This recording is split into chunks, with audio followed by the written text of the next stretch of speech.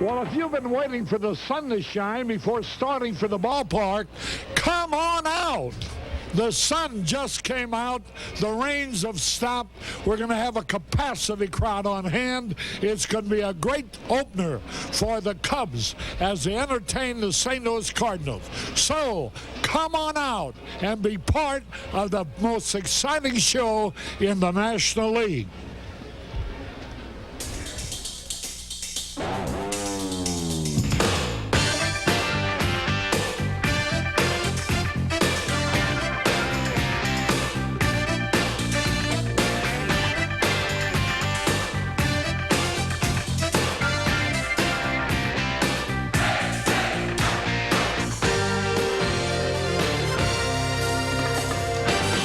Chicago Cubs baseball on Channel 9. Hello again, everybody. Harry Carey from Wrigley Field. On opening day, 1991, we just had Garnell Fryer, one of our returning servicemen from the Mideast, throwing out the first pitch.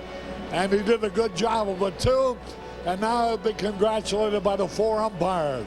Even the umpires are back in good stead, safe and sound, and getting paid much more than they did a year ago. Well, here we are, opening day. What can you say? It's not as exactly a perfect day as we wanted, as we had for the last exhibition game here Saturday, but at least the rains have stopped. A little bit on the cool side, but we'll have the starting lineups and the exciting play-by-play coming up for you in just a moment. Harry Carey with Steve Stone and Tom Brenneman as the Cubs take the field to face the St. Louis Cardinals. Here are the lineups for the Redbirds. Rex Hudler in center. Ozzie Smith at short. Bernard Gilkey in left. Pedro Guerrero at first. Felix Jose in right. Todd Zeile at third. Tom Pagnazzi, the catcher. Jose Oquendo at second. And veteran Bryn Smith will be on the hill. Smith, the pitcher. For the Cubs, Jerome Walton in center. Ryan Sandberg at second. Mark Grace at first. George Bell making his Cub debut in left. Andre Dawson in right. Damon Berryhill catching. Sean Dunston playing short. Rookie Gary Scott playing his first major league game at third base. And Danny Jackson, veteran left-hander, will be on the mound. Here's the Cub defense now as Rex Hudler steps into the batter's box. The umpires are Paul Runge behind the plate, Eric Gregg at first, Joe West at second, and Mike Winters is at third. And the buzz of excitement goes through the crowd. Much of the crowd has not arrived as yet because of the rains earlier in the day, but now the sun is trying to shine. First pitch. It is a strike, a fastball. Danny Jackson started Rex Hudler off with a fastball down the middle, which he took. The delivery. Swung on. High pop fly into left field. Coming over for George Bell. And he makes the catch, even though a fan, he did not get a chance when he could call the batter out anyway, because he was ready to make the catch, and a fan reached over to grab the ball. But the third base umpire, Mike Winters, I had my eye on him all the time, and he touched the ball, and so Winters calls him out. One away. Fan interference. Good call by Mike Winters, and here's the reaction of Rex Hudler. Joe West tells him that it would have been caught easily, but a fan reached out and caught it. See you later, Rex. One man out. Ozzie Smith pops it up. Easy play for Sandberg. 2 up, 2 down. Ozzie, veteran shortstop, went after the first pitch and popped it up. 2 up, 2 down, and here's Bernard Gilkey. When we saw him late last season when he came up from Louisville, He didn't look like that much of a hitter, although he was highly talked about and praised. But boy, he hit 407 in spring training. First pitch, swung on, pop fly, coming in. It dropped a base hit in front of Walton. And Gilkey bloops a single to short center.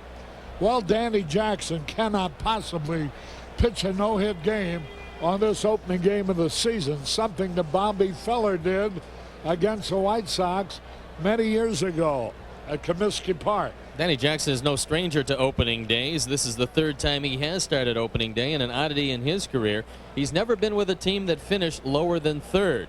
He's also given up only 1 home run per 17 innings pitched over the course of his career, and with the wind howling in today, it's going to be tough to get the ball out of the park. For anybody, including this guy, Pedro Guerrero had a good spring, hitting .354. Now the pitch.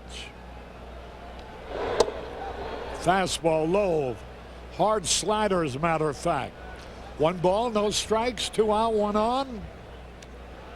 There's Don Zimmer, manager of the Cubs. Joe Torre on the other side of the field, managing the Redbird. Gilkey stole 45 bases last year, but he was caught 32 times. The delivery. Swung and he fouled it back. Gilkey stole 7 bases in spring training games. You look at Gary Scott, you think, is he nervous? This is his first major league game. I don't think he really is. He seems to have that quiet confidence that a lot of guys have. The pitch, a little bit low. 2 balls and the strike. Guerrero, the first baseman of the Cardinals. I'm sure that Gary Scott would love to get a ground ball and erase some of those butterflies. Now the delivery. Throw over the first runner back. 2 balls and the strike. The wind blowing in about 14 miles an hour out of the northwest. Good lead by Gilkey. Little bit inside, ball 3. Paul Rengie, the plate umpire. And Danny Jackson wanted that pitch. Ray Langford is not in the starting lineup today, replaced by Rex Hudler. Langford dove for a ball at the end of spring training and jammed his wrist. He's on a day-to-day basis. 2 men out, looking to lead now by Gilkey. The delivery. There he goes. Swung on, foul ball, but it's out of play. Into the stand. 3-2 on Pedro Guerrero. Cardinals had a miserable year last year, and they had to address the offense. There are 13 new faces on the opening day roster for St. Louis. They figure they've got a much better offensive club this year. Felix Jose, who came over from Oakland, will be with them all year, and he's got the potential to hit 20-25 home runs. They're not holding him on this time. 3-2. The pitch. Bouncing ball. There's a chance for Scott. He throws him out with a perfect throw. And so, 1 hit, 1 left, no runs. We're going to bottom of the first. No score. Watch this play at the end of the first inning. Now, do you think this kid is nervous? No. Calm and collected, and with a perfect throw, ends the inning. Now watch him in the dugout. You always like to have that first one by the boards, and that's exactly what happened. And congratulations from Dwight Smith, who did a fine job on the national anthem today. There's the Redbird defense with Hudler in center, Gilkey in left, Jose in right. That Jose's name kind of gets me. Line drive on the first pitch by Jerome Walton, right at Guerrero. Boy, that ball was hit hard, but right at Guerrero, 4 and out. Here's Sandberg. Year after year, Bryn Smith is among the league leaders in fewest walks per game. So you have to go up there swinging. He wants to get ahead and then take you out with the palm ball or off speed pitch. He had a great spring. Getting back to Jose. Jose is usually a first name. You want to say Jose Felix, but instead it's Felix Jose. And he is a good young ball player and a fine hitter. Speaking of a great ball player, how about this guy? Line drive, foul by inches. An inch foul down the third base line. Mike Winters on the call. He's had a couple of tough calls early in the game. This is a breaking ball, and Sandberg gets out a little too quickly. You can see Winters turns around. The ball was about a foot foul by Zeal. 1 out, the count 0-2. Bryn Smith, veteran right-hander.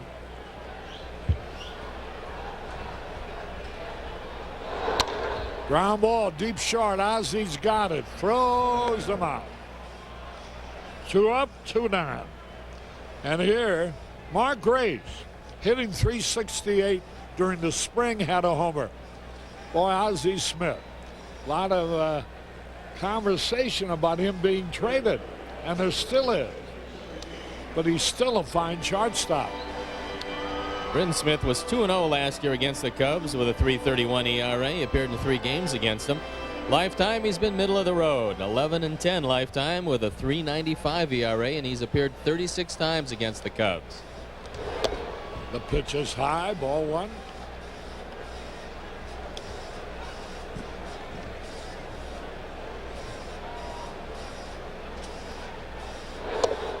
Fastball in there. Don Nystrom with his River North distributing gang out here to see the Cubs opener. Bouncing ball coming in fast. No play. Maybe a base hit for Grayson. It is an infield roller that nobody could field. Todd Zeal cut over in front of the shortstop but couldn't make the play. There's going to be a lot of pressure on Todd Zeal this year as the full-time third baseman. Terry Pendleton has gone to Atlanta. Zeal has taken over the job, and he had a very good spring defensively. George Kissel, the fine instructor in the St. Louis farm system, worked with Zeal. That was a tough chance. He couldn't make it. You know, a group of executives, movie executives, by the way. Bob Zemeckis, he directed the movie Back to the Future. He and 3 other Californians on their own private plane flew in from Universal MCA Pictures just to see the Cubs in the opening game of the season. Right after the game, I guess they're flying right back. And here's George Bell making his debut. Boy, the wind blowing in hard, 14 miles an hour. Hot shot, short. That'll be an easy out, force out. And the Cardinals got 1 hit, no runs, and now the Cubs have gotten 1 hit and no runs. And at the end of 1, naturally it's 0-0. Feel the pitch to Felix Jose. It evens the count now, a ball and a strike after he fouled off the first pitch. Felix, a good right-hand hitter. Pitch inside. There's Bob Zemeckis, one of the executives, Universal MCA, here with these 3 buddies. Turns out it's Zemeckis' birthday. There's a ground ball to short. Up with his Dunston. 1 man and gone. How about that? Happy New Year. You're a little early, son. Mr. Father, Grandpop. Happy New Year on April the 9th. 1 out. And a good sign. Danny Jackson, very sharp with his control. Here's Todd Zeal. Jackson loves to throw the ball inside to the right-handers, and inside is a good place to keep it today. Zeal had a good cut, fouled it off. Any hitter will tell you that on a very cold day, especially with the wind blowing and the dampness in the air, you hate to catch one off the fists. And Danny Jackson, with a good hard slider, and a very live fastball will go inside and push the right-handers back off the plate. Left side of the infield this year should get a lot of action when Jackson goes to the mound. 1 strike and nothing. Good slider on the inside corner. 0-2. 1 out. No score. Capacity House. He struck him out.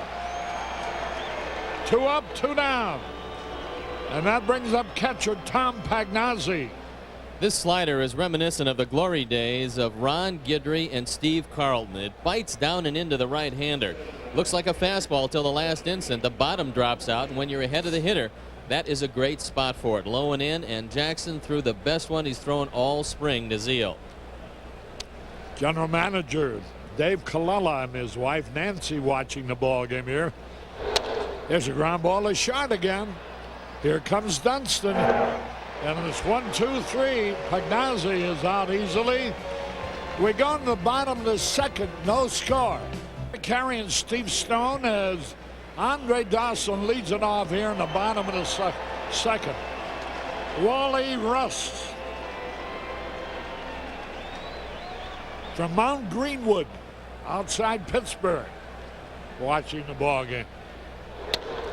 There's a drive deep right center way back, but it's going to be caught. The wind will hold it up. Boy, that ball was really cream, and it's a cinch it wasn't hit on another day. It's a cinch it would have been a home run. Felix Jose went back just in front of the wall and hauled it in. Andre Dawson hit it just about as hard as you can, but the wind knocked it down.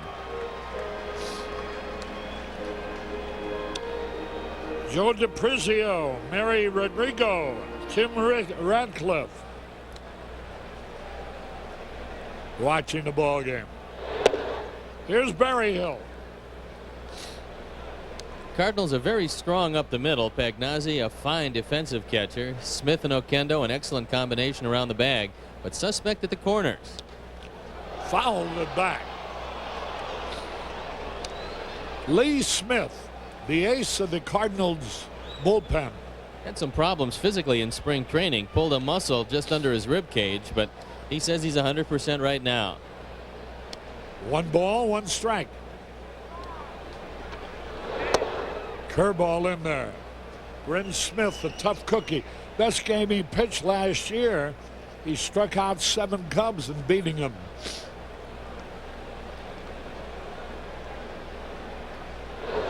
Struck him out. A pound ball. 2 gone.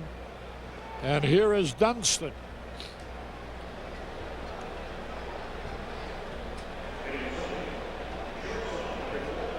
DeLeon will pitch, I think, maybe tomorrow against Maddox.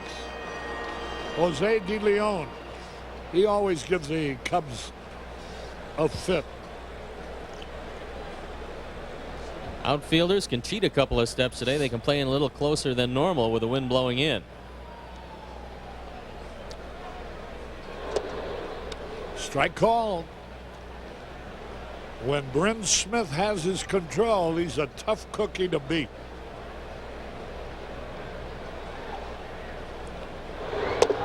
Inside. This is the kind of day it is.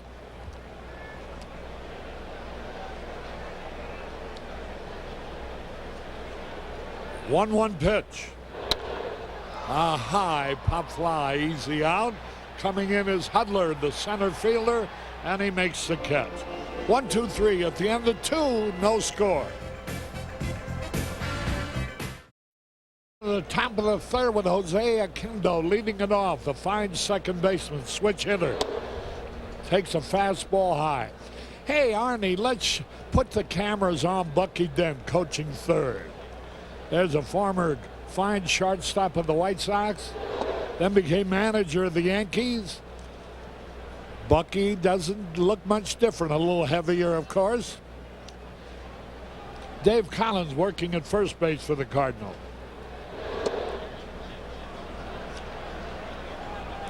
You know, I shouldn't have mentioned Bucky Dent. I think of that when I see, look at Don Zimmer. You know, Bucky Dent's home run chased Don Zimmer as manager of the Red Sox and never would let him forget it. That won the playoff for the Yankees after the two teams finished tied for first. There's Zim winning 99 games, Harry. Can't even get to the World Series. 3-2 the count on Oquendo.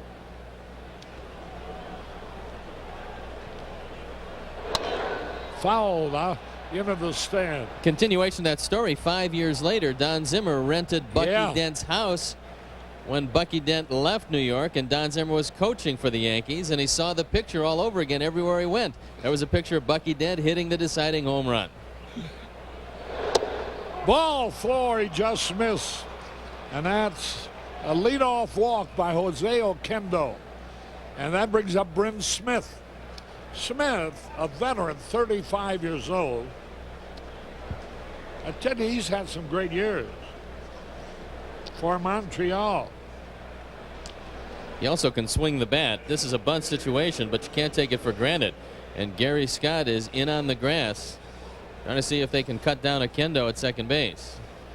Best year he ever had was 18-5 for Montreal in '85. A bunt.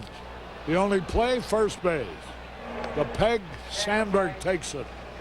So it's a sacrifice. Barry Hill to Sandberg. Everybody asked Joe Torre if this ball club would be similar to the last few years in that will they be as aggressive now that he feels they have a little better hitting. This team hit .303 in spring training, but he said they've got to be aggressive. They might have a few more guys hit home runs, but this is still going to be primarily a speed team, especially in the spacious dimensions of the St. Louis ballpark. Here's Rex Hudler.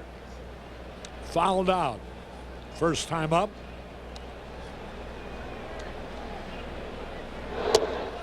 Good strike call. A lady named Volgamon watching the game in Herscher, Illinois, enjoying a birthday.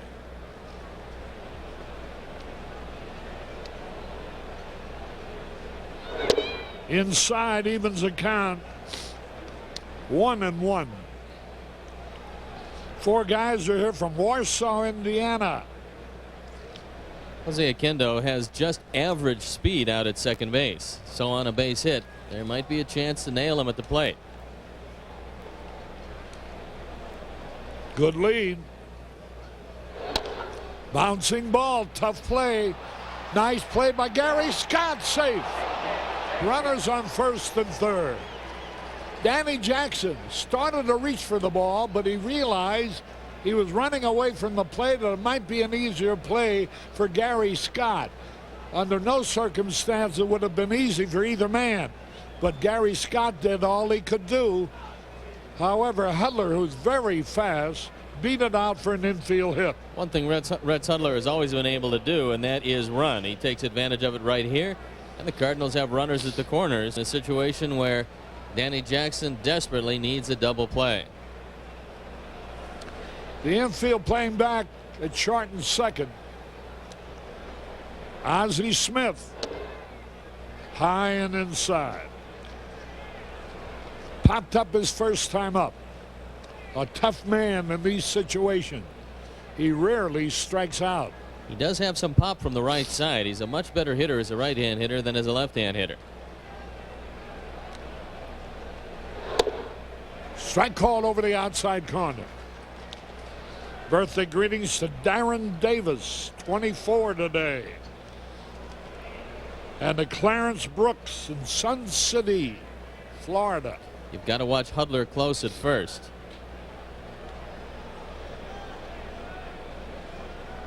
The pitch instead over to first, the runner back. Hudler, very, very fast.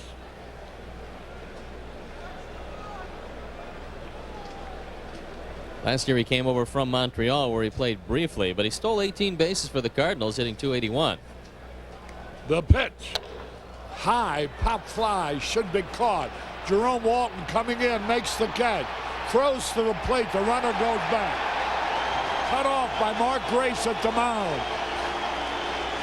2 out, and that'll bring up Bernard Gilkey.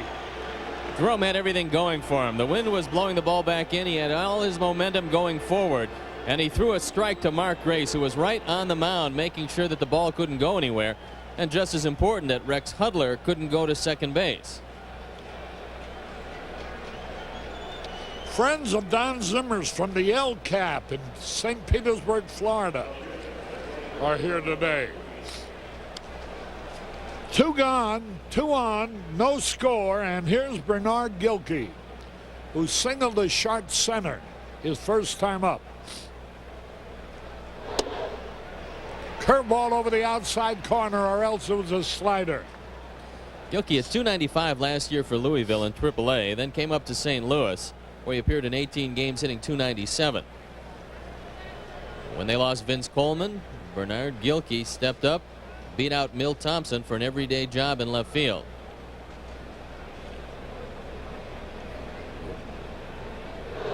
Whoa, he had a cut and a miss. He's way ahead of him now on 2. Now watch Hudler.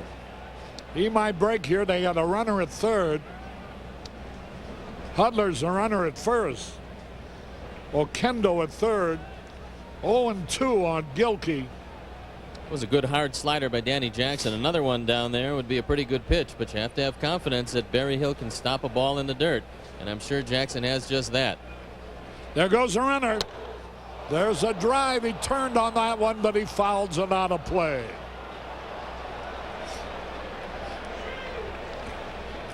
Good time for the runner to go. If he's thrown out, you got Gilkey leading off the inning. He's in the hole now. 0-2 Gilkey is. You got to assume all the advantage is with the pitcher, Danny Jackson.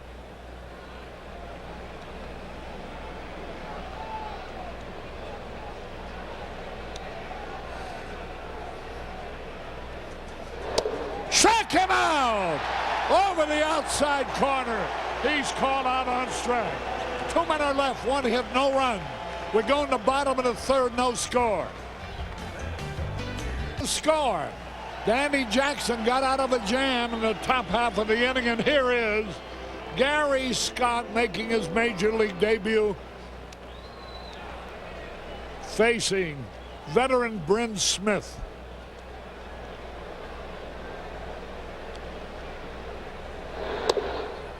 Curveball over the outside corner. I'd like to pass along birthday greetings to Tom Chukas Sr., celebrating number 65 today. 1 strike to nothing.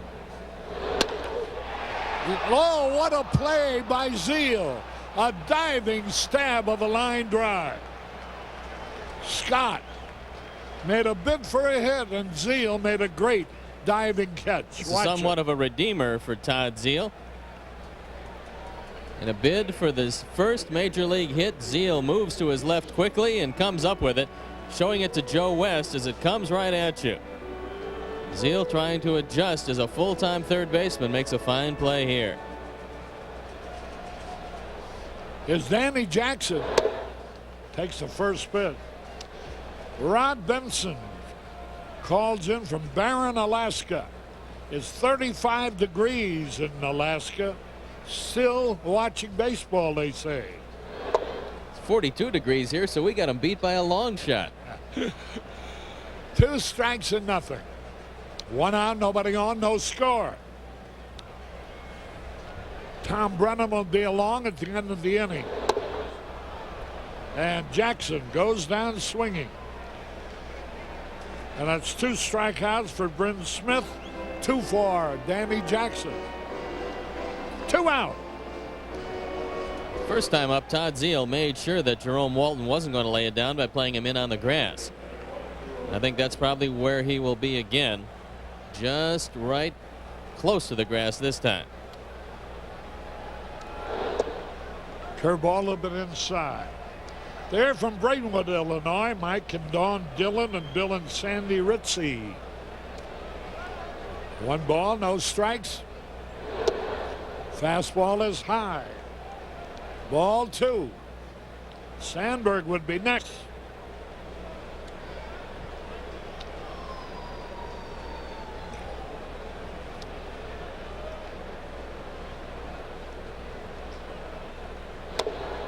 Strike called. 2 balls and the strike.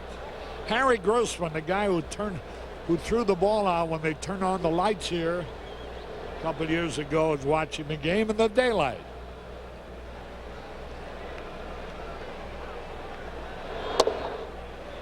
Let's pause here with the count 2-2 for identification.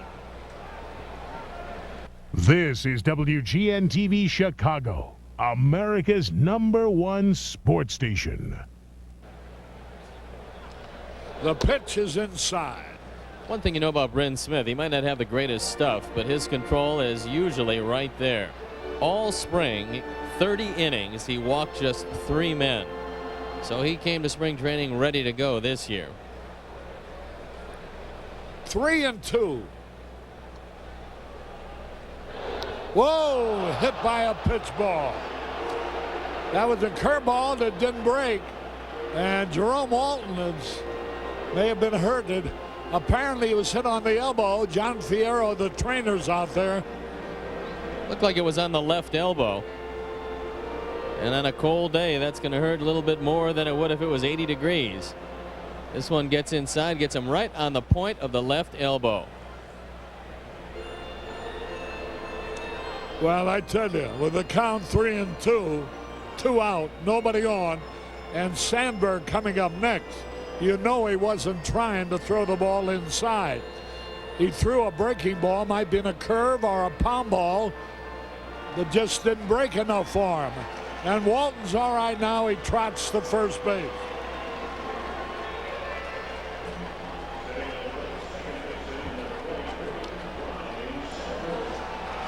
Father Ryan from Maryville, City of Youth, will, along with Father Smith, do such a tremendous job watching the ball game here today.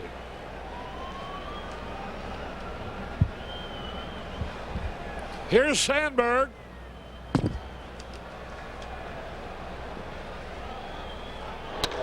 Line drive, base hit on the very first pitch.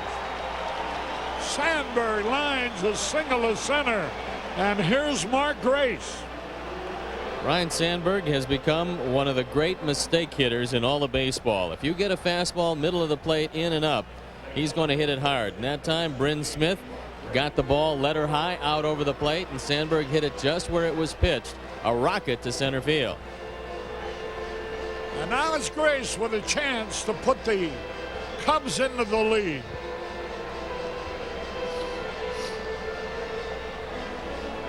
Runners are on at first and second, 2 out. No score.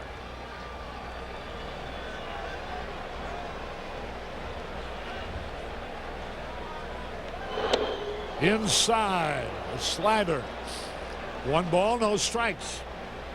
Mark Grace with George Bell hoping to bat next this inning. Last thing Bryn Smith would like to see Mark Grace do is pull the ball in this situation.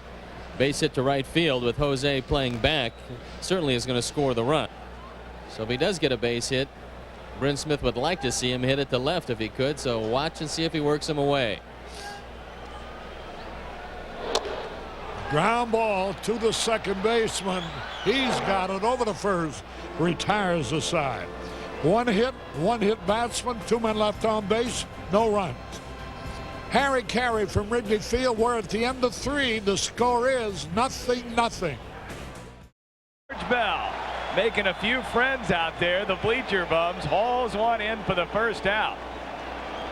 Well, George Bell turned a circle on that one, but he was able to make the play. Unfortunately, the wind was blowing in because Pedro Guerrero hit that one right on the nose.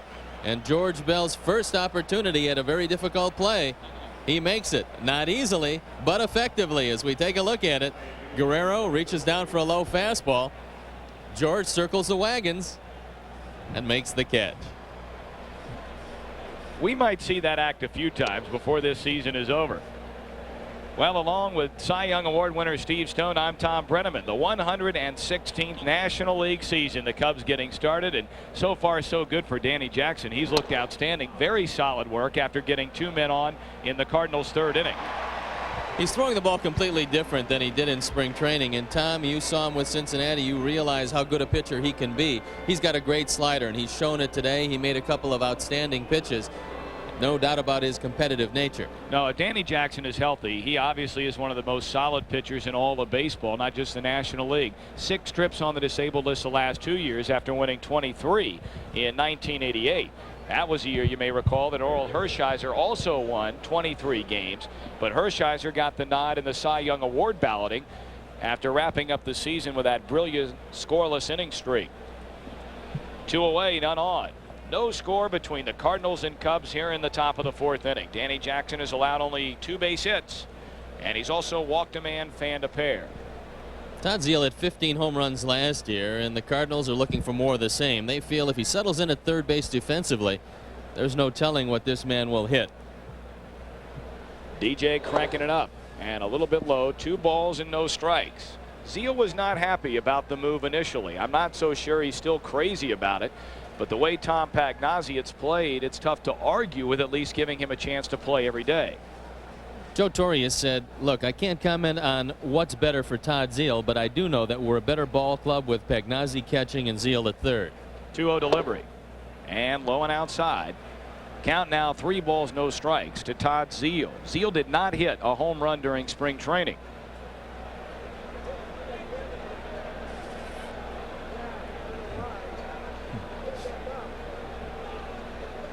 .30 delivery, and it's popped up, hit pretty well to center field, but will be playable for Walton. He is there, puts a leather on it. The inning is over. 1-2-3 for Jackson.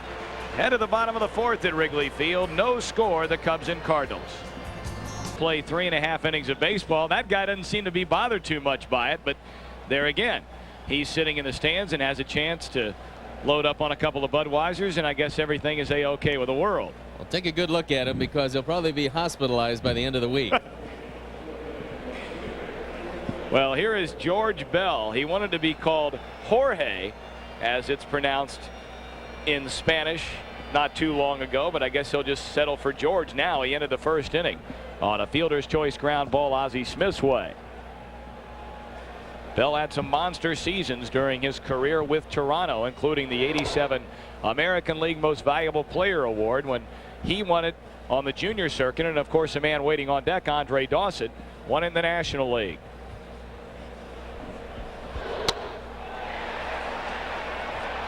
Gilkey coming in, he'll get there, 1 out. The Cardinals have a new look outfield, but they figure this is going to be just as effective, at least defensively, as their old outfield, where it used to be Vince Coleman and Willie McGee and Tom Brunansky. Now it's going to be Bernard Gilkey, Ray Lankford when he's healthy, and Felix Jose. They figure down the road, although you've got 3 young players there, they might be able to do it offensively, and right now Joe Torre's pretty sure they're going to be able to do it defensively. Here's Andre Dawson. His first trip hit the ball very deeply into right center field and caught 1 step shy of the wall by Felix Jose. Ball 1. Well, on a night weather-wise, very similar to this. 1 year ago, Andre Dawson was taken out of the Cubs opening day lineup, fearing, of course, some damage to his already brittle knees, and there were those who wondered if Dawson would even be able to play in 100 games. Hit 27 home runs, a career-high .310 batter, and knocked in an even 100 RBIs.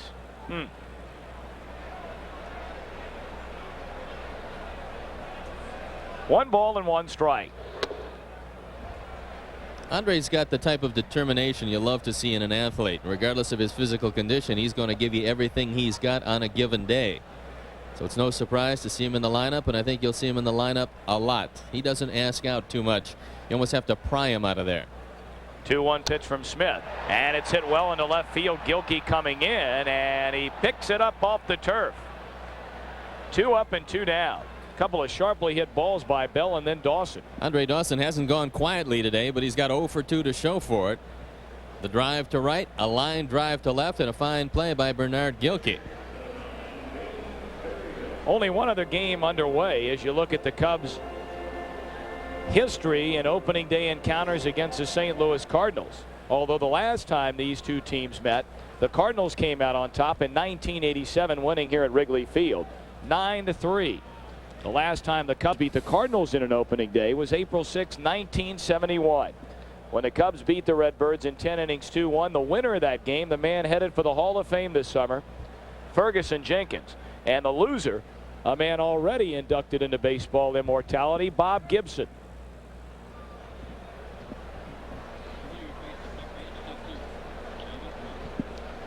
Jamie Moyer has made the ball club. He had a very good spring, had the lowest ERA of any of the St. Louis pitchers. He earned his way onto this club as one of the starting pitchers. Guerrero handled the try down at first, and a very easy and quick 1-2-3 inning for Bren Smith. We've played 4 in Chicago. Where's the offense? No score. Ball season is back. That young man getting a chance to come out here to the friendly confines, get a little time off school. Hope you're enjoying it. No score. As we head for the 5th inning, Danny Jackson and Bren Smith locked up in a dandy on the mound. Tom Pagnazzi, the latter third, will be followed by Jose Oquendo and then Bren Smith. Pagnazzi, his first trip, bounced out to Sean Dunston.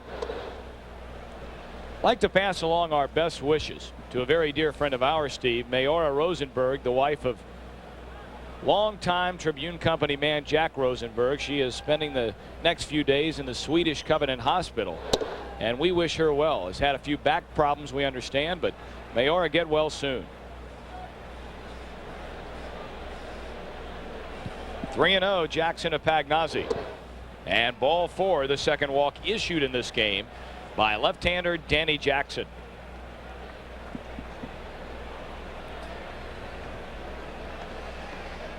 It's the type of day where a run or two going to win this game, and so you want to make sure that you don't walk leadoff hitters. A mistake by Jackson. He pitched out of a similar situation in the 3rd inning when he walked to Oquendo and had Bren Smith sacrifice. So he's got to batten down the hatches and come through with another tough inning. Jackson has pitched 23 innings now at Wrigley Field without surrendering a home run. Jose Oquendo looks at strike 1. He came into this season formerly with his team Cincinnati and had gone 19 straight innings without allowing the long ball. And over his career, that is something that Jackson has been very stingy in doing. A home run over his career once every 18 or 19 innings. Somewhat disappointing year last year for Jose Oquendo, who usually hits around the 300 mark. Last year he dropped to 260. He had some problems. He worked long and hard on it.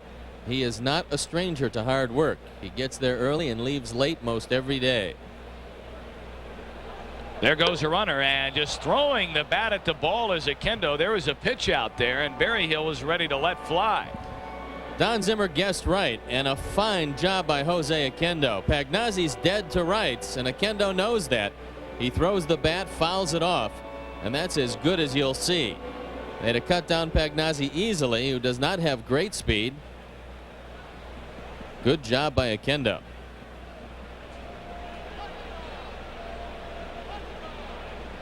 And that pitch looked to be, Steve, right where Berryhill wanted it. Good pitch out. Damon came up in a good throwing position.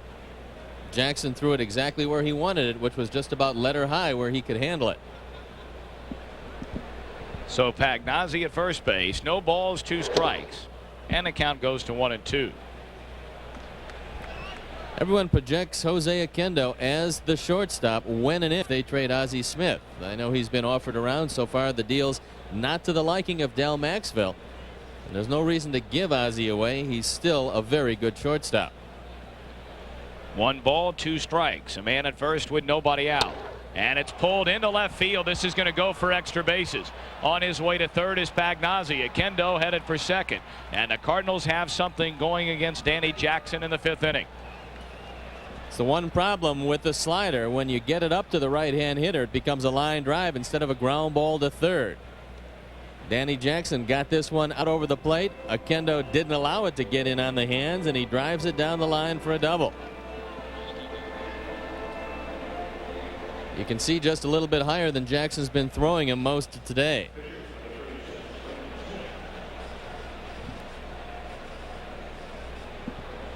The Cubs infield will come in. With runners at second and third and nobody out, Bren Smith, the sacrifice bunt, advancing the runner his only at bat. And he looks at a fastball high, 1-0. Bren Smith signed to a 3-year deal prior to last season for just about $6 million. He didn't give him the kind of pitching they thought he would bring. But in Smith's defense, he was not healthy. 1-0 pitch. Ground ball to short.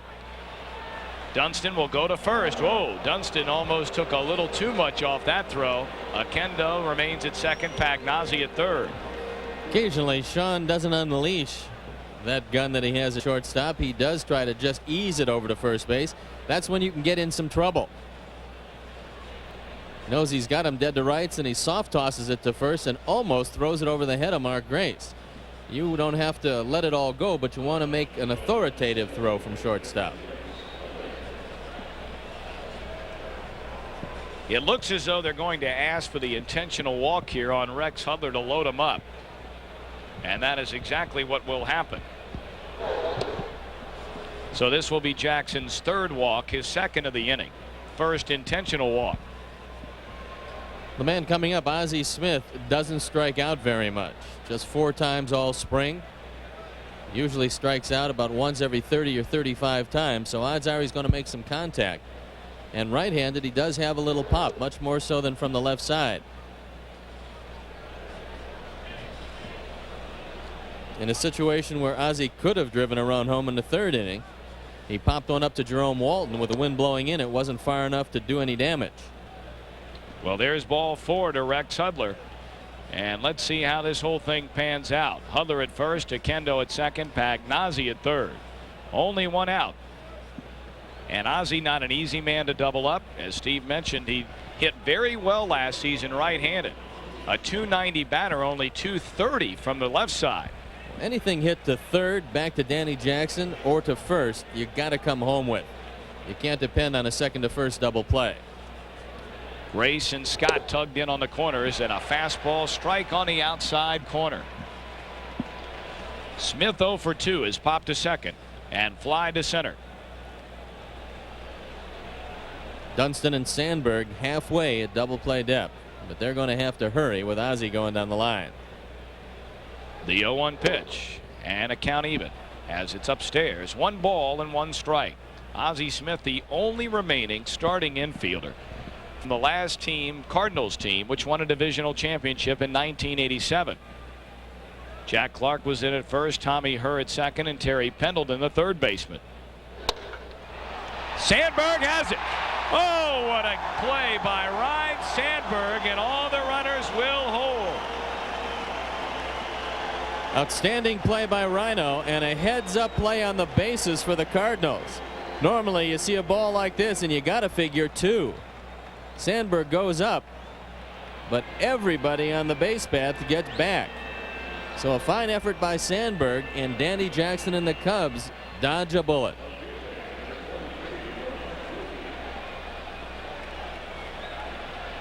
Well, there's one more pistol to be drawn. It's Bernard Gilkey with the bases loaded. Gilkey 1 out of 2. A single in the first inning, struck out looking in the third with 2 men aboard. Fouls it on a play, 0-1.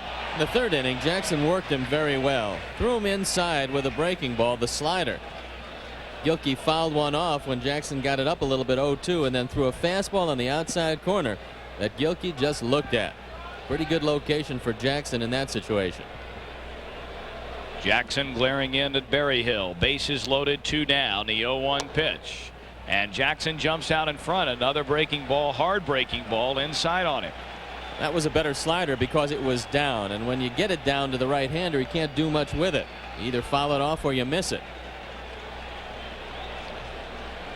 Let's see if he goes back away again, just trying to paint that outside corner. Pagnozzi, Akendo, and Hudler. Third, second, and first. 2 down. The crowd starting to get into it a little bit now. No balls, 2 strikes, and here it comes. Berryhill wanted it away, and Danny Jackson got it up just a little bit. Good patience on the part of Bernard Gilkey. Well, they say the one thing Gilkey does have as an advantage over Vince Coleman is he has a better eye at the plate. Coleman would rarely take a walk. 0-0 game in the 5th inning. 2 down, bases loaded. Here it comes, and again it's a little bit low. 2 balls, 2 strikes. Damon Berryhill looked like he was expecting a fastball and got a slider there. He didn't catch it particularly well, but he was able to keep it in front of him. Let's watch it again and watch Berryhill. Here comes a slider, and Damon looks a little confused on this play, so perhaps the signals aren't quite what they should be early in the season. 2-2 with the bases jammed. 2 down and the break-even pitch. It's ball 3.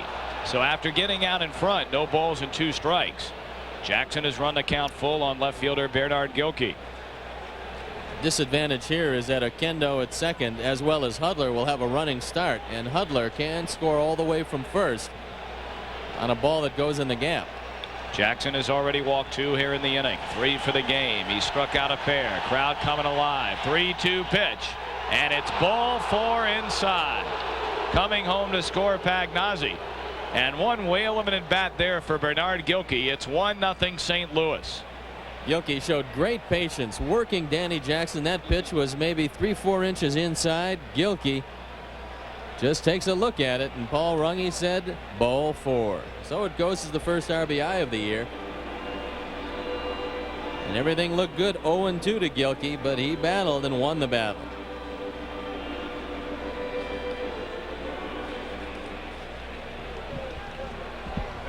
Now a very dangerous, very dangerous man to have at the plate. Pedro Guerrero has bounced to third and line to left field. 1-0 St. Louis. Top of the 5th inning at Wrigley Field. 2 down. Ball 1.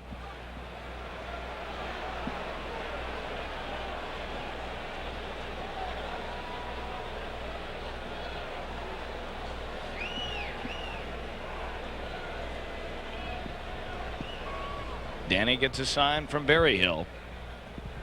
The 1-0 pitch. And ball 2 low. Jackson having a tough time now throwing strikes. He has missed on 6 consecutive pitches. Here comes Dick Pole out to have a word with Danny Jackson. He knows a very dangerous pitch to a very dangerous hitter is about to be forthcoming from Jackson. A 2-0 count.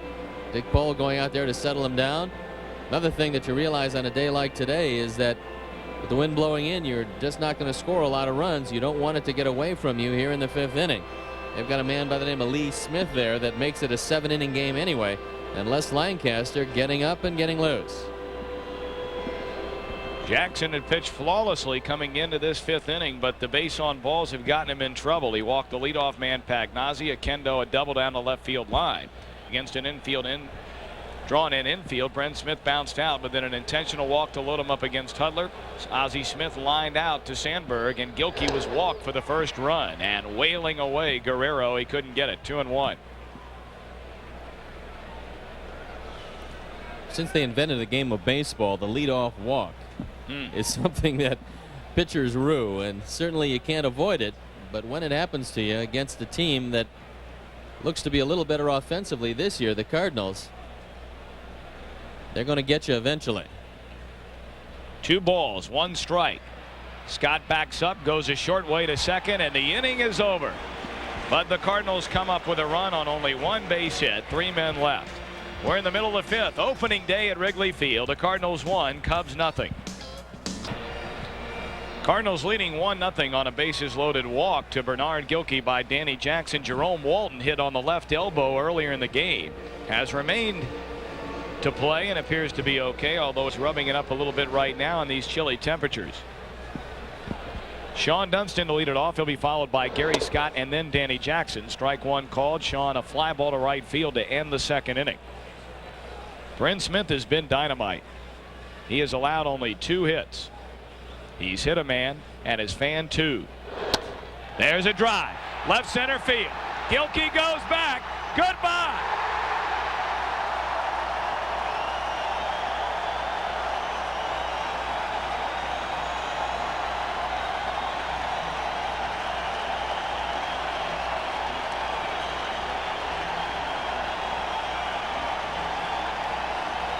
The Shunometer right at 500. Not hard to figure out. 1 for 2, but that one a big one. A blast into the wind, and the wind has died down somewhat here, and Dunston took advantage of it. A 1-1 ball game, and just like that, Danny Jackson and the Cubs are in a new game.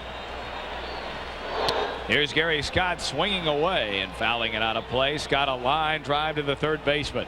It's coming right at you. Sean Dunston gets it all. You wonder if the wind's going to bat it down. Bernard Gilkey wondering the same thing. He looks up, and it's out of here. Sean Dunston, the first run of the season for the Chicago Cubs, a solo home run against Bryn Smith. Scott hit the ball pretty hard his first time in the big leagues, but was robbed of a hit by Todd Zeile. It's what's called a hanging fastball. Smith didn't want it up and in, but he got it there, and Dunston loved it. Right side of the infield. Kendo will make the call and the catch in shallow right. 1 out.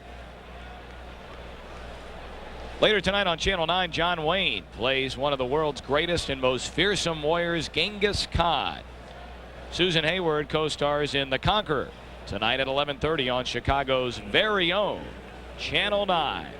And right here on Channel 9 all season long, Chicago Cubs baseball. And we invite you to be with us, Tony. It could be a very exciting year. I think there's going to be a lot of runs scored before it's over, because most of the days won't be like this one. This is a pitcher's day. Danny Jackson fouls it out of play. Well, those runs, of course, will come when Harry is on the television side, because it seems as though every time I'm over here there's no offense, although you can't say that about today. No, today you've generated 2 runs, which is, I think, more than you generated all spring. I think you're right.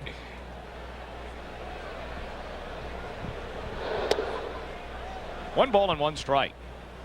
Can't really sit around waiting for a walk from Bryn Smith, because he does it very sparingly. 1-1 the count on Jackson with Walton in the on-deck circle. And it's straight back out of the stadium. One thing you can usually count on from Bryn Smith is the fact that he's not going to be around at the end. Last year, 25 starts, no complete games. Yeah, in fact, he didn't even pitch into the 9th inning in any of those 25 starts. But last season, you could say a real aberration for Smith. Swing and a miss, 2 down.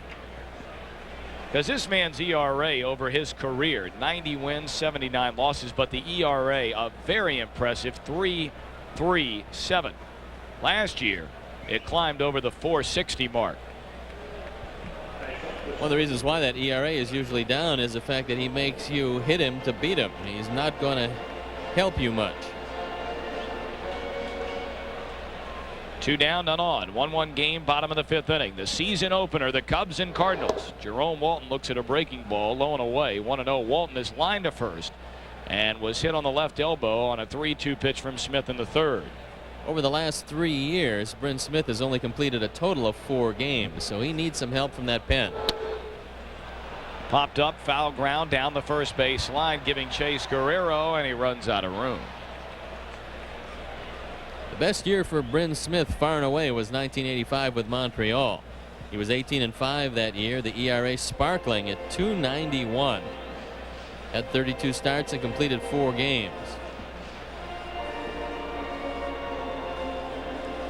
He becomes the ace of this staff with Joe McGrain, lost for the year with elbow problems. And ironically for the Cardinals, he's the sixth Cardinal pitcher to come down with the same thing, a ligament problem in the elbow.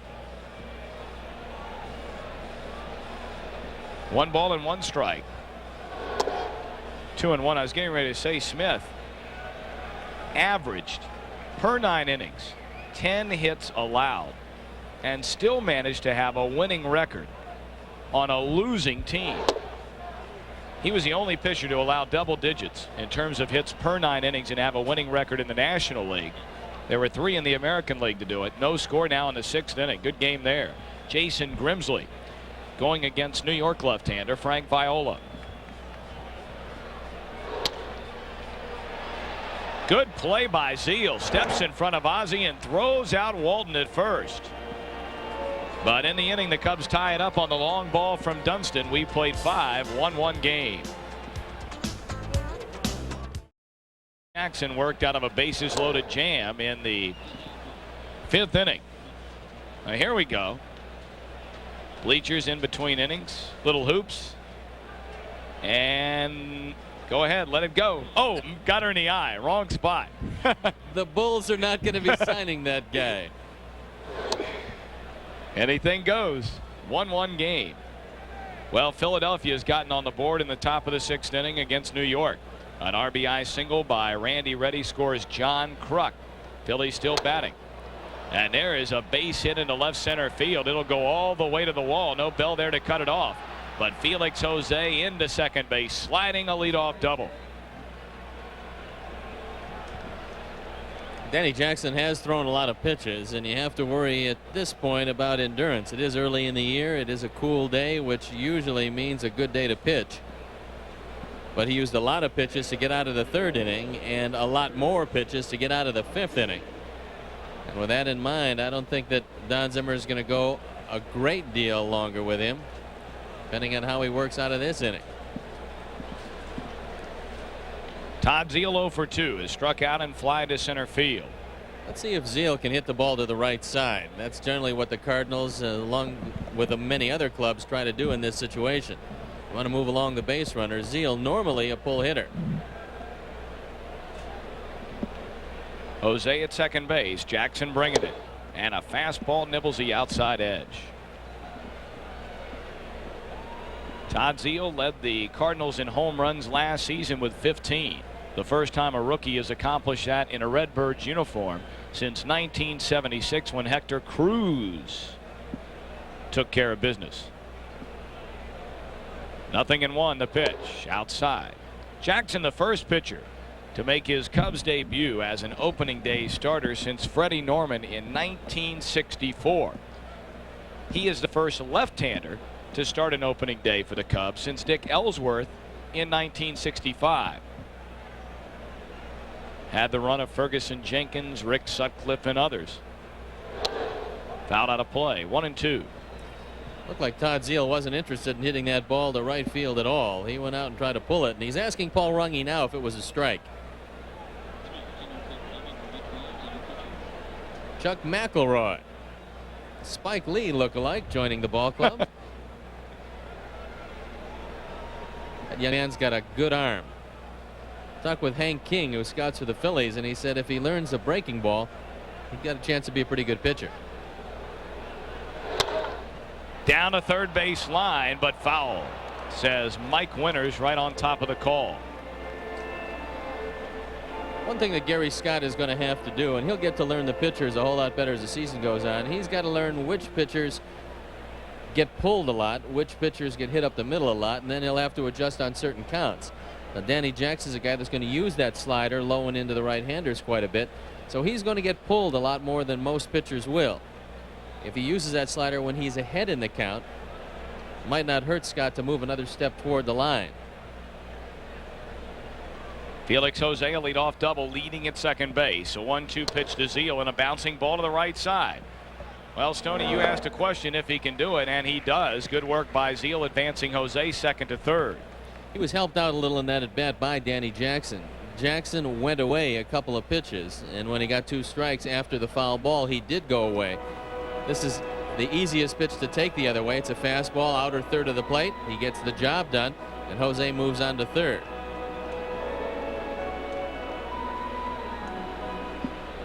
One away, a man at third base. Tom Pagnozzi, the batter, has grounded to short, walked, and scored the only St. Louis run. Pagnozzi hit .519 during the spring, and that was #1 among all major leaguers. Cubs infield comes in a 1-1 game, top of the 6th inning. 1 out, man at third. Strike called on the outside corner.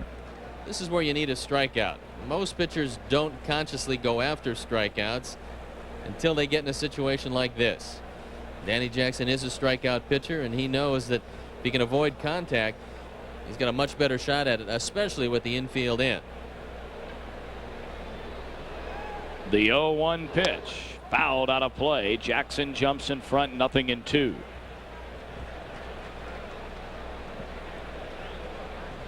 First of a 3-game series between the Cubs and Redbirds. Tomorrow afternoon, we invite you to join us. Right-hander Greg Maddux, 15-15 last season against 19-game loser of a year ago, Jose De Leon. It'll be Harkey and Kenny Hill on Wednesday. And then the Pittsburgh Pirates come in for the weekend. Pirates were almost no-hit last night. Your old buddy Dennis Martinez was getting it done. Dennis Martinez reaching back into the past to find some opening day magic. Had a no-hitter into the 7th inning when Barry Bonds broke it up. But they still shut out Pittsburgh 7-0. Montreal always gets off to a great start. They're not a team that you enjoy playing in April and May. Felix Jose 90 feet away from the Cardinals' second run. And strike 3 on the outside corner. Got him looking. Big pitch by Jackson. There's the strikeout that you need. He set him up with the slider inside, and out comes Don Zimmer. I don't know if he's going to pitch to Jose Oquendo, and I think that's what the meeting's about. On the outside corner, perhaps a little generous by Paul Runge, but he's been generous today. He is known as a very good ball and strike umpire, and the hitters should realize at this point, deep into this game, what the strike zone is. Runge's been giving the pitch all day, and there's no reason not to give it in the 6th inning. All right, let's have Steve Stone play manager. Do you go ahead and walk Jose Oquendo to set up a confrontation with the pitcher Bren Smith, or do you go ahead and roll the dice and try to get the 8th man so Bren can lead off the next inning? I walk Jose Oquendo. He's not a strikeout man. He does make contact, and he doubled off Danny Jackson in the 5th inning, and he can hit the slider inside. I think Don Zimmer feels the exact same way. That might be a first, and we're early in the year. Now, it's one thing to use a strategy. It's another thing to execute. Now it's up to Danny Jackson to make Zim look good. This will be Jackson's 5th walk. 2 have been intentional. And walks allowed St. Louis to score its only run in the 5th inning. 3 walks, 1 intentional. A bases loaded walk to Bernard Gilkey got the run in. A leadoff double here in the 6th inning by Jose. Advanced to 3rd on the ground out to the right side by Zeal. Pagnazzi strikes out looking. The intentional pass to Oquendo. And let's see if the Steve Stone / Don Zimmer strategy pays off. You saw Don Zimmer. He was motioning to Mark Grace. He doesn't want him holding Jose Oquendo on the bag. He wants him to get a little wide of first to get a better angle in case Bren Smith shoots the ball down that way, and he will not be holding Oquendo, who does not have great speed. Runners on the corners, 2 down. 1-1 game in the 6th inning at Wrigley Field. Low ball 1. Smith has a sacrifice bunt and a ground out to shortstop.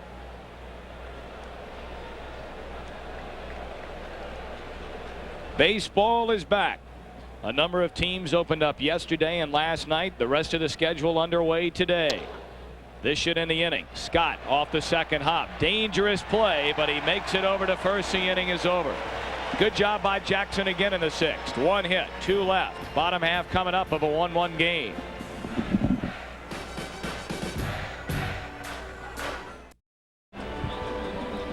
This copyrighted telecast is presented by the authority of the Chicago National League Ball Club, which has a right of approval of the announcers and is intended solely for the private, non-commercial use of our audience. Any publication, reproduction, retransmission, or the use of the pictures, descriptions, and accounts of this game without the express written consent of the Chicago National League Ball Club is prohibited. Not bad, not bad. First time out of the gate. You've been working very hard this spring, as we all know. I spent most of my spring trying to get down the disclaimer. It's a very difficult piece of reading. For some reason, I believe that. Well, not the best of days in Chicago, but nevertheless, only a few no-shows in the beautiful, friendly confines of Wrigley Field. A big crowd on hand, and they've witnessed a 1-1 game after 5.5. Now is about the time when you expect Bren Smith to weaken somewhat. Let's see if the Cubs can take advantage of it. Sandberg, 1 out of 2, singled his last trip and takes a breaking ball low. Sandberg, the best season ever put together by a second baseman, at least in recent memory. 40 home runs, 100 knocked in, led the National League, the major leagues for that matter, in total bases. It was something to watch, and we had the privilege of seeing it each and every day. Here's a sign that Bren Smith might be tiring. The fact that for one of the few times today he's gone 2-0 on any of the Cub hitters. He's been throwing strike 1 quite a bit. Rhino will be followed by Mark Grace and then George Bell. Pagnozzi hanging a sign at 2-0. And 3 balls, no strikes.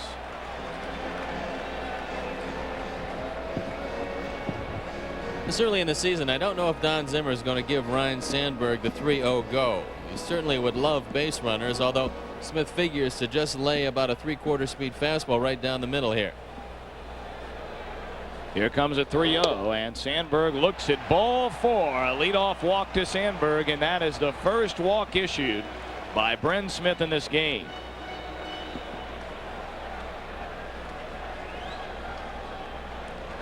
This is a very good hit and run situation for the Cubs. If Don Zimmer decides to break one out of the bag, he's got a good contact man up in Mark Grace, a man who can hit the ball all over, and a very good base runner in Ryne Sandberg. Pagnozzi excellent throwing out base runners. He threw out 46% of the men who tried to steal against him last year, so he can do it behind the plate. Sandberg 25 steals last season.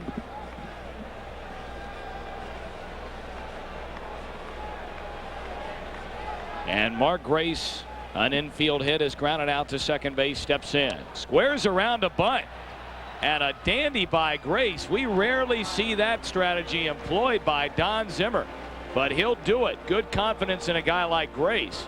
Gives himself up for the team as Sandberg goes to second base. It's a day when you have to feel that one run is going to win this thing, and Don Zimmer, feeling the same way, decided to bunt in front of George Bell and Andre Dawson. Sacrifice accomplished, 1-3. Now let's see if the 2 bombers can drive Ryne Sandberg home.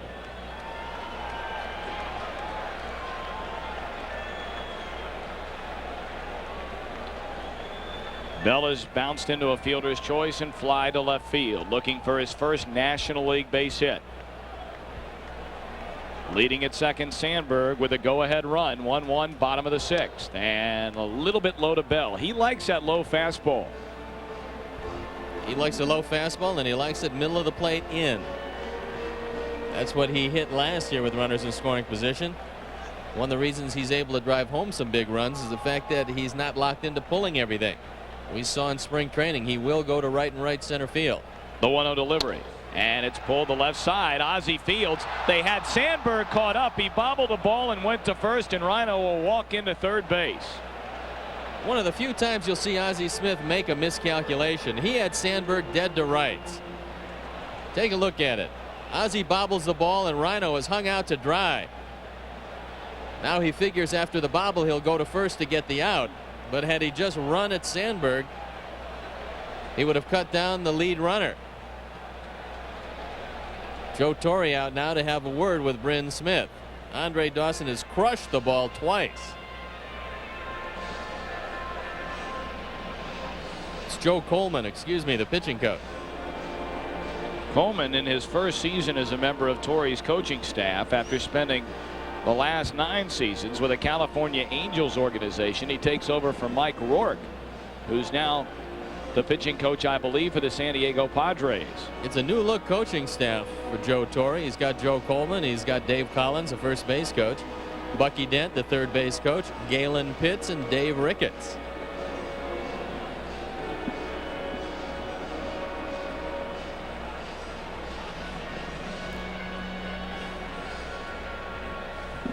Joe Coleman still holds a record for strikeouts in a championship series game.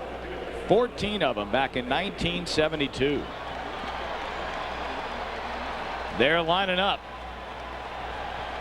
waiting for Dawson to go way back. He just missed his first trip in the 2nd inning to deep right center field, and then lined sharply to left field in the 4th. Go ahead run is Ryne Sandberg, leading in foul ground at third base. And Smith gets ahead of Dawson. No balls, 2 strikes. Last couple of years, anytime a pitcher got ahead of Andre 0-2, he would throw the ball low and in the dirt. You can't really do much of that with Sandberg, the go-ahead run at third base. Pagnozzi usually very good at blocking low pitches, however. No balls, 2 strikes, 2 down. And it's popped up. This should end the inning. Ozzie Smith The 10-time Gold Glove winner is there, and the inning is over. No runs, no hits. The go-ahead run stranded at third. Harry coming back at you in the 7th after 6. 1-1 game.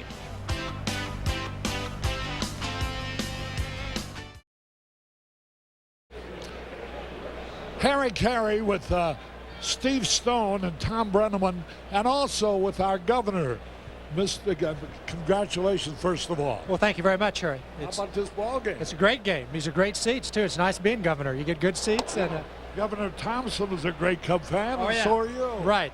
Well, I grew up in that area downstate where it's a lot tougher to be a Cub fan because we got a lot of Cardinals fans. In fact, when I grew up, I used to listen to you, and you were on the other side. Nobody's ever forgiven me. No. But, no, this is a great game, and I'm just delighted the game's being played. The way the weather looked, it was iffy, but it's been a lot nicer than some Cub openers I've been to. Okay, well, nice to see you. Congratulations again. We'll see you a little later. Thanks a lot, Harry. Thank you. The first man is out. Rex Hudler bouncing to Mark Grace, and Danny Jackson could use a 1-2-3 inning. Save on some pitches.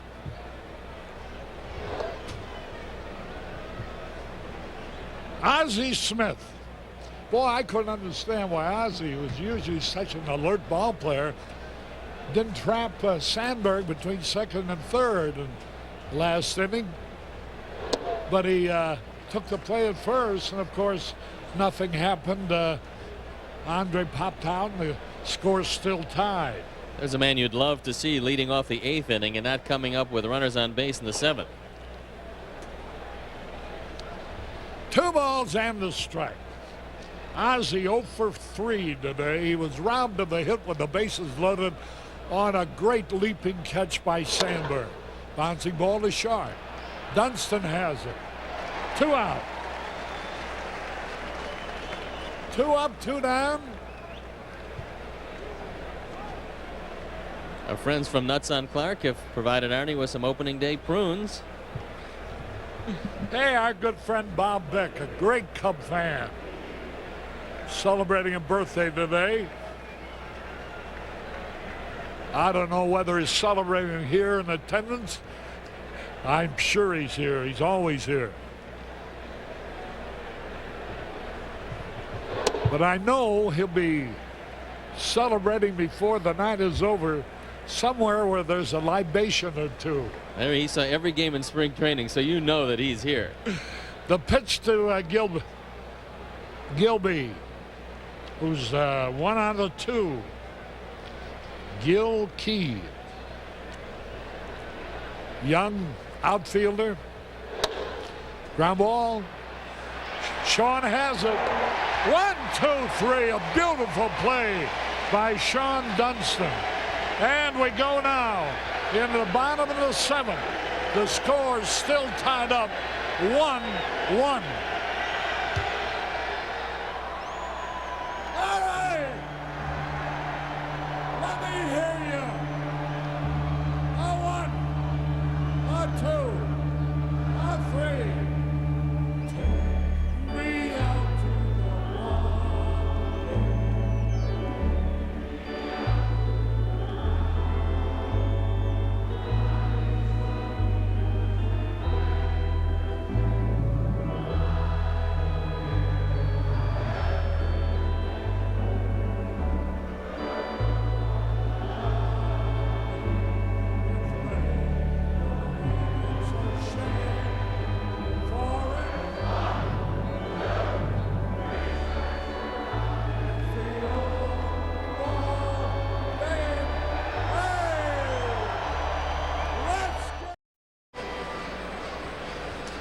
We go to the bottom of the 7th, 1-1 tie. A wonderful ball game. Fine pitching on the part of both teams. Smith for the Cardinals, whom you see right there. I guess you could call him the Red Baron too. And Danny Jackson for the Cubs. And here's Berryhill. 0 for 2. There's a drive. If it stays fair, it is. Extra bases. He's on his way to second base. Berryhill opens the 7th with a double to right. Bryn Smith has been starting off most of the Cub hitters with a fastball, and he did it again to Berryhill after handling him twice easily. He gets a fastball up, and Berryhill ropes it into the right field corner past Felix Jose. And now here's Dunston, already a hero today. A magnificent game in the field, and his home run tied up the ball game. That happened leading off in the 5th.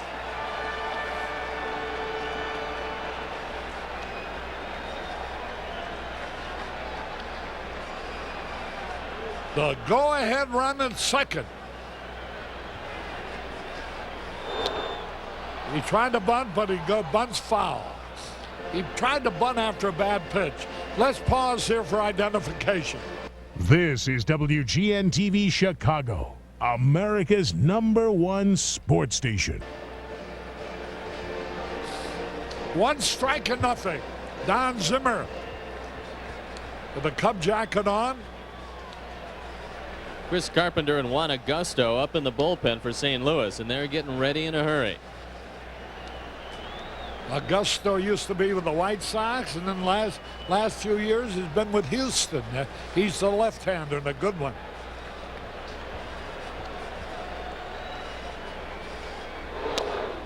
There's the bunt. The plays only plays to first base. He's out. Boy, Guerrero whirled around, did a 360 and almost threw the ball away. Pedro Guerrero hung Jose Oquendo out to dry, and fortunately Oquendo was able to cross the bag and avoid Sean Dunston. A bad throw by Guerrero. Dunston and Oquendo arriving at the bag very close to the same time, but the job done and a sacrifice for Dunston. If you tune in late, here's what happened. Gilkey walked with the bases loaded, driving in the first run of the ball game, and then Dunston tied it up in the 5th at 1-1. And now the go-ahead run to third, and here's Gary Scott. Scott has got to be thinking fly ball, the infield in.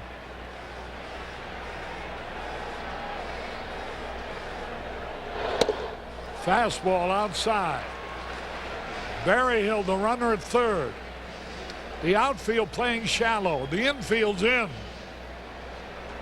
Gary Scott hit the ball hard the first time, robbed of a base hit on a diving stop by the third baseman. Popped up the next time. With his family in the stands, what better time for a little late game dramatics from a young man in his first game in the major leagues. 1 ball, no strikes. Pitch out. They thought they was going to squeeze it in. Zim's walking back and forth. Is it a sign, or does he say something orally like to his third base coach? No, he's going to give a sign to Chuck Cartier, and then Chuck Cartier is going to relay the sign to Gary Scott. 2 balls, no strikes.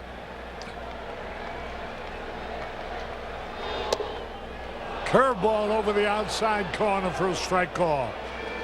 After Gary Scott plays in the big leagues a couple of years, that'll be ball 3.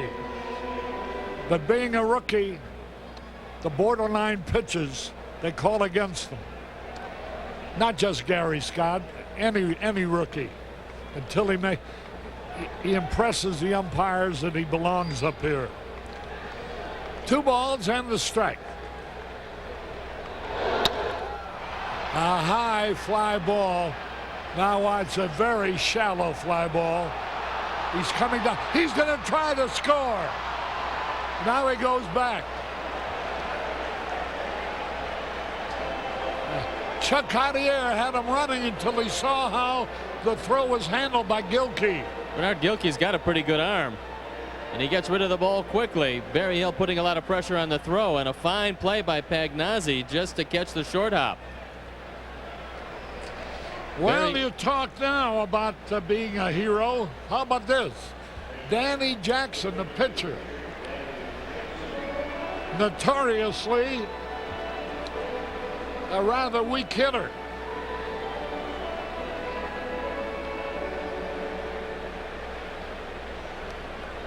The go-ahead run is a third, but there are 2 out.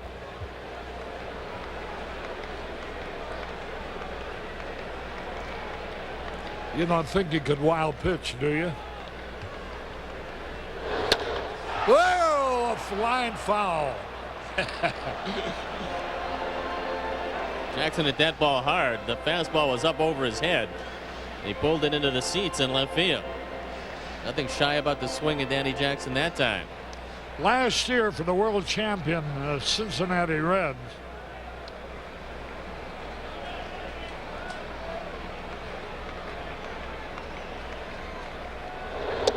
he hit 0.054, 2 hits and 37 times at bat. He's in the hole now on 2. With Major League batting average 141. Struck him out, the inning is over. So at the end of 7, we're still tied at 1.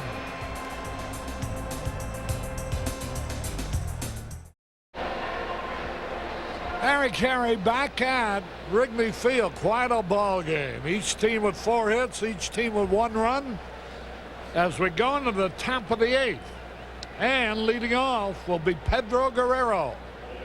Probably the most dangerous hitter in the Cardinal lineup and one of the best hitters in the National League.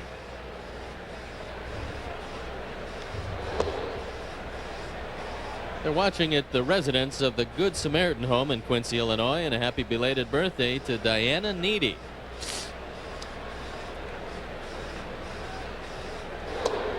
Ball 2. Long-time diehard Cub fan, Arthur Farmer Heck of Cicero, Illinois. Mike Perez now loosening up in the bullpen for the Cardinals.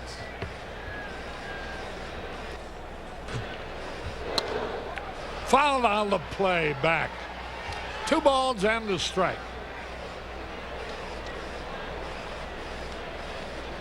Steve Reed of Woodstock pulling for a Cub victory. A lot of people figure if the Cardinals do fall out of it early this year that Pedro Guerrero will be one of the first on the trading block. Whoa, a broken bat fielded by Sandberg, and Guerrero's thrown out. Look what a bat is. Between third and the pitcher's mound, and Gary Scott makes another assist, but this one won't count.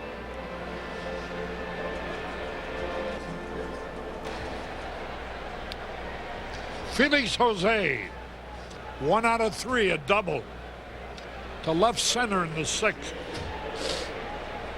Jose is a switch hitter with a whole lot of potential that he hasn't translated into performance just yet. But coming over from Oakland and the Willie McGee deal, the Cardinals figure that he's on the verge of blossoming. He's a big, strong young man out of Santo Domingo, Puerto Rico. There's a high drive, deep right field, going back. Base hit. It'll be a double, and Jose stops at second base. Felix Jose, double deep to right.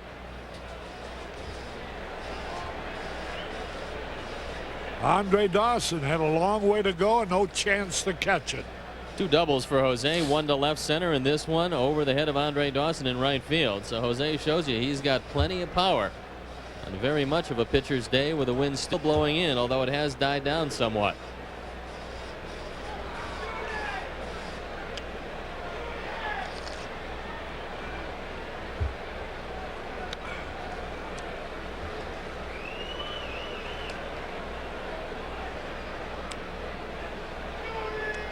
Here is Todd Zeile, a tough hitter. Nothing out of 3 so far today.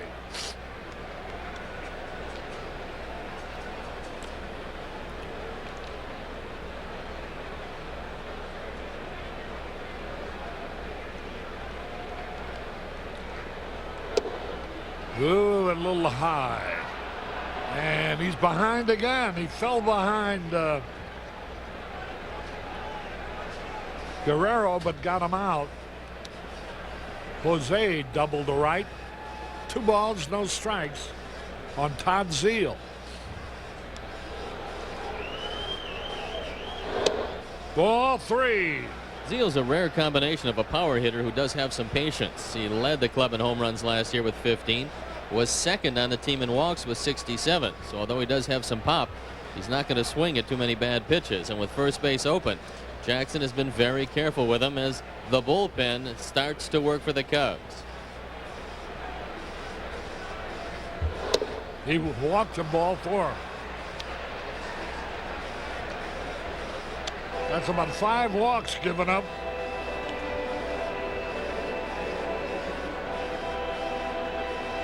Six walks. 2 of them intentionally given up by Danny Jackson. Lancaster and Ossenmacher up and throwing in the bullpen for the Cubs as Danny Jackson's in another jam. You know, the Cardinals have left 8 men on base going into this 8th inning. Now there are 2 more on there. Here's Pagnazzi.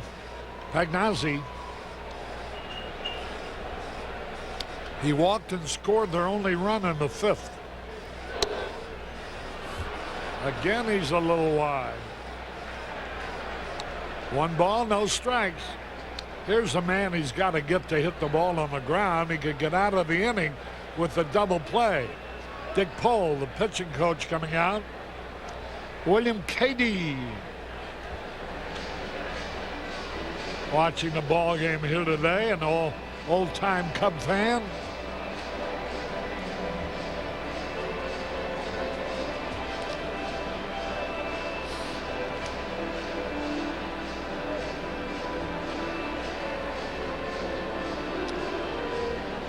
Our greetings to Margaret O'Connor of Orland Park. Great Cub fan. 1 ball, no strikes, 1 out. Runners at first and second.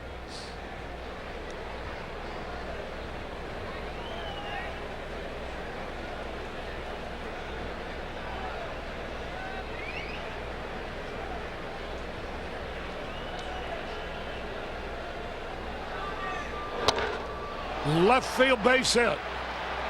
Here's a run around third, holding up as George Bell gets the ball back into the infield. Pagnazzi drilled that pitch hard to left. Felix Jose had to hold up. You don't want to run into an inning-ending double play. And just that moment hesitation and the fact that the ball was hit like a rocket stopped him at third. So even though it is a base hit, no run score, and Danny Jackson still has a chance to work out of it. Lancaster and Ossenmacher in the bullpen. Berryhill's out there on instructions from Don Zimmer, and it might be that he wants to kill a little time to let Lancaster get loose enough to bring him into the ball game. Danny Jackson has thrown a lot of pitches on this opening day. He was in a jam in the 6th, the 5th, and the 3rd inning. I don't know whether it's giving Lancaster or Ossenmacher. I don't know whether I would want Oquendo hitting left-handed against Lancaster, because hitting right-handed against a left-hander, he's a better double play target. Well, we'll have to see what's on the mind of Don Zimmer as he goes out. Ossenmacher, the better strikeout pitcher of the 2. And this is going to be it for Danny Jackson, and he does want Ossenmacher. And so we're going to have a new pitcher. We'll tell you more about him following this message.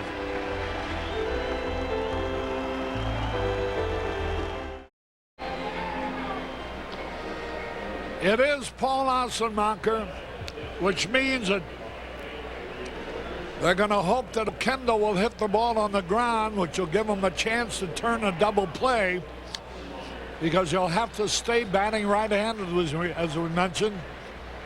And that at least gives you the liberty of an extra half step on which to turn the double play. Paul Ossenmacher comes in with a pretty decent spring. He had a great year last year where he saved 10, had an ERA of 2.80, and appeared in 74 games. Inherits the bases loaded. Danny Jackson's day is done at 7 1/3 innings, 6 hits and 6 walks. Well, Kendo's had a perfect day. We haven't gotten him out yet. He's walked twice, and he's doubled. And now it's all up to Paul Assenmacher. This is the kind of an afternoon it's been, but a red-hot ball game. A little cold, a little nippy. You need the gloves. Not too many people on the rooftop, are there? But 31,000 paid. Actually, more than 31,000 paid. The game is a sellout. Bases loaded. Curveball low. Oquendo hit .260 in spring training. He's been a tough hitter against the Cubs the last couple of years.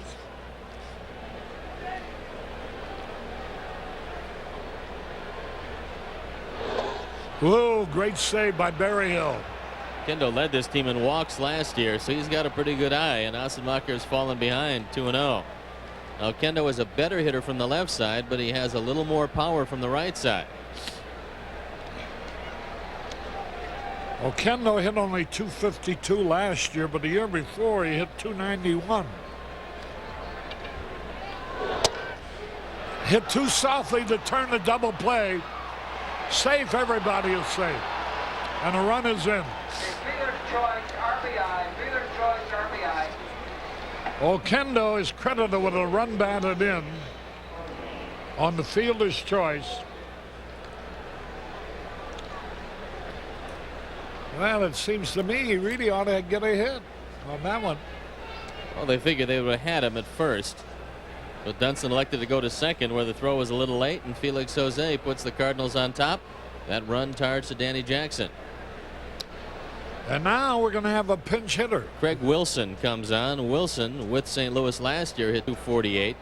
Wilson will bat for Smith. Wilson. Provided Joe Torre with a pretty good utility man. So the Cubs trailed 2-1 here in the top of the eighth. Wilson, a good right-hand hitter.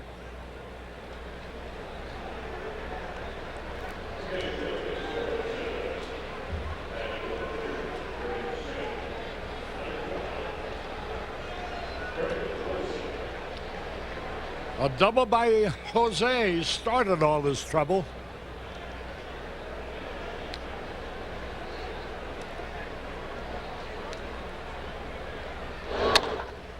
Whoa, the ball hit back to the pitcher. He deflects it. Another run is in. If he hadn't touched that ball, it would have been an easy double play. So 3-1 now. Your reflexes tell you to go down and get it, but the ball hits off the glove of Assenmacher. Another run charts at Jackson, and a very frustrating situation for Paul as Don Zimmer comes out, and I think that's going to be it as he goes to the bullpen once again. Well, here's a guy. Here's a relief pitcher who did his job. He had two tough hitters. He's trying to make them hit the ball on the ground for a chance to get out of the inning with a double play. He succeeds in doing what he's trying to do. They both hit ground balls, but neither one has hit hard enough to turn any play on at all. We have a new pitcher. We'll tell you about him in a moment.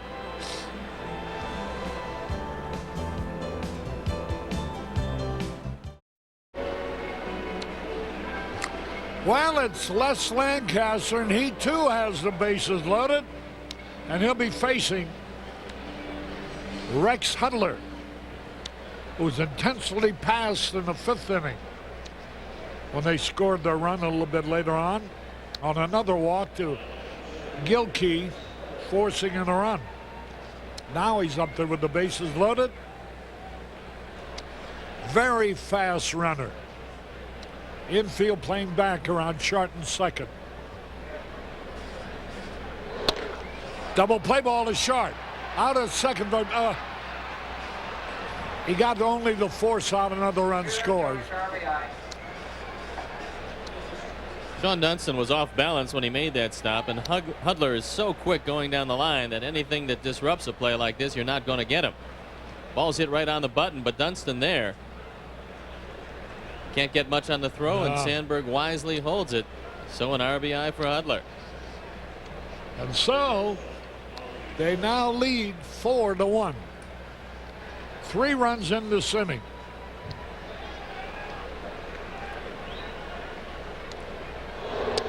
And all the runs are scored without a ball being hit out of the infield. Jose with 1 out double. Pagnazzi single, both legitimate solid hits.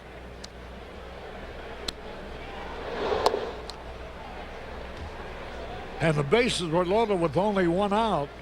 Now they've scored 3 runs without hitting the ball out of the infield.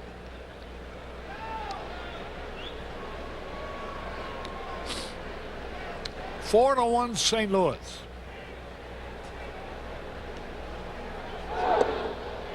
There's a throw. They're going to get him. He is out trying to steal. Hudler was out trying to steal a great throw by Damon Berryhill. But the Cardinals pick up 3 runs to take the lead. 4-1 as we go in the bottom of the 8th.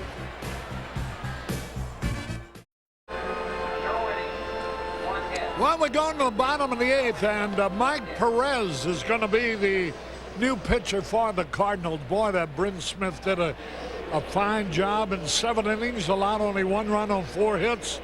He walked only 1, hit 1, struck out 4. Last year was a banner year for Mike Perez. He led all minor league pitchers with 31 saves. He came up to St. Louis late in the year and threw the ball very well. 1-0, 3.95 ERA. In fact, he recorded his first save against the Cubs. That coming on September 14th. Here's one to lead it off. We have the top of the batting order. The Cardinals now lead the Cubs 4-1. Time running out on the Cubs. Mike Perez. There's a drive. Left field going to be caught. Easy out. Gilkey makes the catch. Lee Smith is going to get ready in the bullpen. Walton flies out. Mike Perez, just 26 years old, out of Puerto Rico. Here's Sandberg. Bounced out, singled sharply, and walked. A high pop fly in a short center field. That'll be an easy out. Hudler puts it away. 2 up, 2 down. Perez is no stranger to save situations. In fact, in 5 years in the Cardinal organization, he saved 126 games, so he was used as their stopper all the way up through the system. But now he's asked to fill the role of a middleman with Lee Smith as the stopper. And good news on the horizon, Todd Worrell is throwing the ball exceptionally well in extended spring training. 2 out, nobody on. Strike call. Perez, a right-hander with a good breaking ball, good fastball.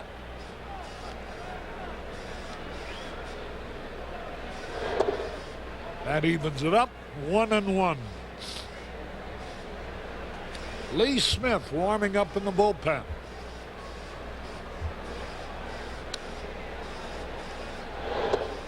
Ball 2. 2 balls and the strike. The wind doesn't seem to be blowing as strongly now.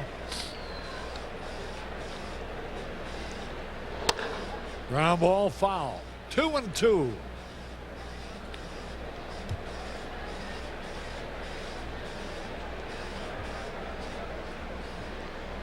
The Cubs have been held to only 4 hits.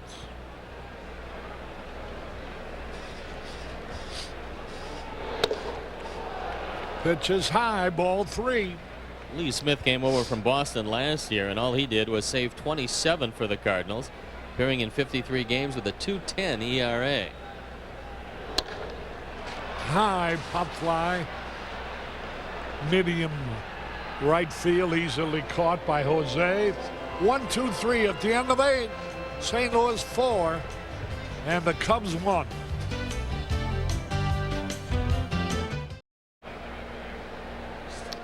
Ozzie Smith fouls off the first pitch, facing Les Lancaster.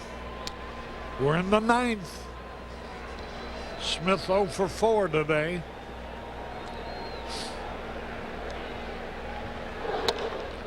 High fly ball, Jerome Walt. 0 for 5 for Ozzie. There's Bernard Gilkey.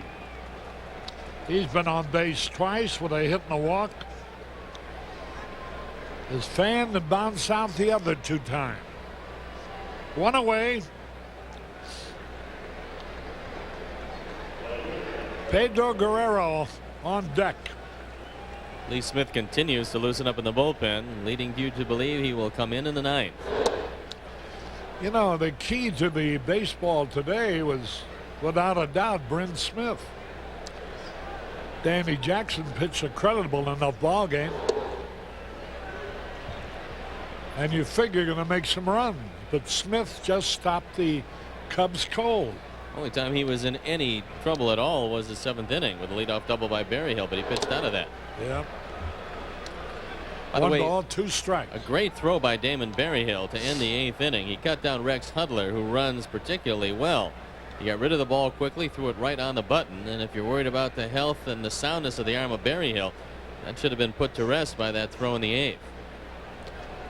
1 ball, 2 strikes. Fouled it back. Lee Smith apparently is going to finish up in the 9th.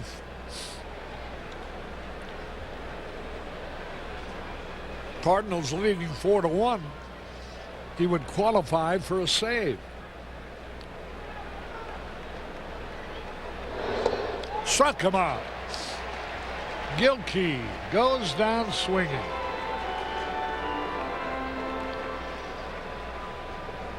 Here's Guerrero. He's nothing out of 4. He hit 1 ball particularly hard in the 4th that George Bell made a fine catch on. There's a drive, center field. Guerrero singles the center.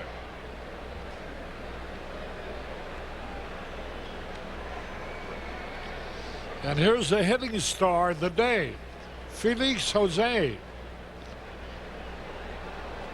He's doubled twice. He's turning around now to hit from the left side for the first time today. Looks like that's going to be it for Pedro Guerrero, who will leave the game. Langford will run for Guerrero. Ray Langford, who is going to be the starting center fielder, nursing a sore wrist, but there's nothing wrong with his legs. He can run. So Langford at first, 2 out. Ray Langford, who finished up last season with the Cardinals. Ground ball to short. Up with his Dunson, steps on the bag to retire Jose, to retire Langford. And so we go into the bottom of the 9th. 1 hit, nobody left on, 1 man left on base, no runs. We go into the bottom of the 9th, the Cardinals 4, the Cubs 1.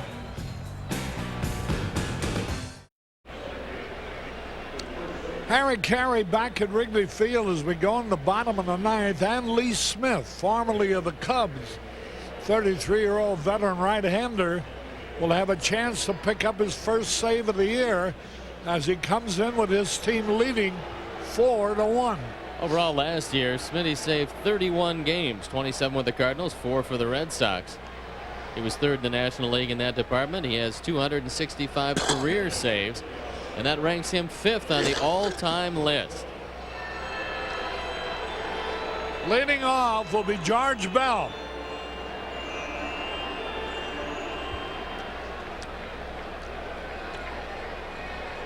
George 0 for 3 today in his Chicago debut. Strike call, the slider.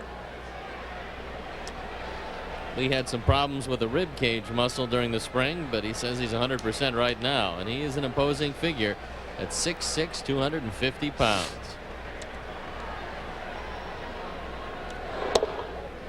Over the outside corner, a slider, strike two. Smitty originally came up to the Cubs in 1980.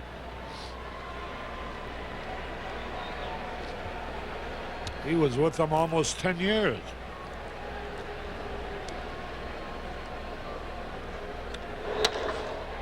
Smash down to Hudler, now playing first. Dives for the bag for the out. That ball was hit hard by George Bell. Rex Hudler, who's played previously today in center field, now playing first, with Langford, the pinch runner, staying to play center field. Hudler's a jack of all trades, and when you're not a superstar, you have to bring a lot of gloves to the ballpark. One of those gloves just touches first base, just beating George Bell. So a hard hit ball and nothing to show for it. Bell 0 for 4 today.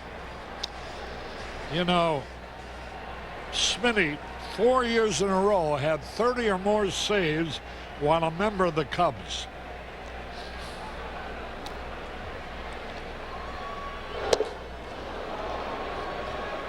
Dawson had a cut.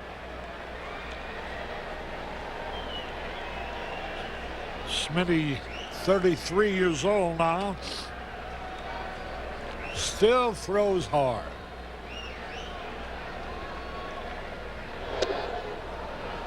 There's a slider.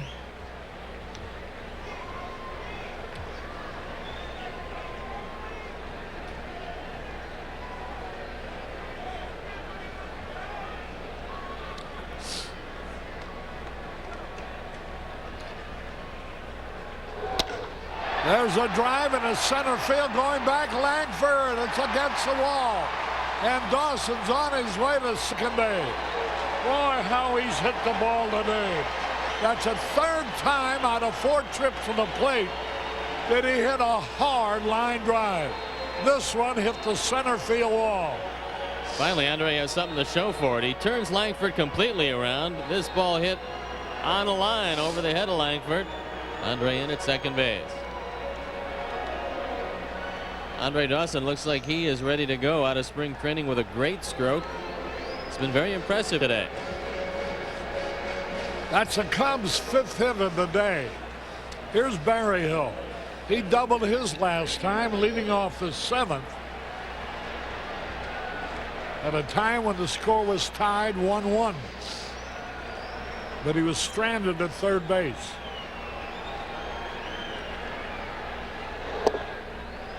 Curveball outside.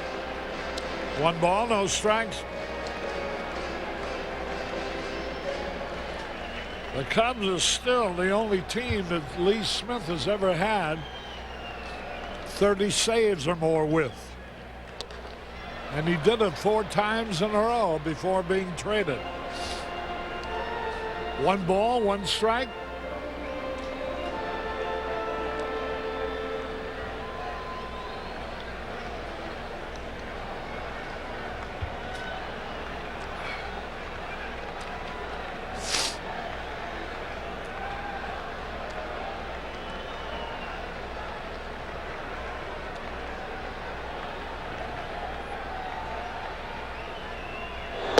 Lou had a good cut. 1 ball, 2 strikes. 31,622 paid her today. A lot of people who have bought tickets were not in attendance because of the weather. And their purchase of tickets is not reflected in the announced gate in the National League. Struck come out on a breaking ball. 2 men are out. Here's Dunston. Lee Smith, who works very deliberately, takes a long time getting to the mound, says that it's not how quickly you get to the mound, it's how quickly you get the ball to home plate. And he gets it there as quickly as anyone.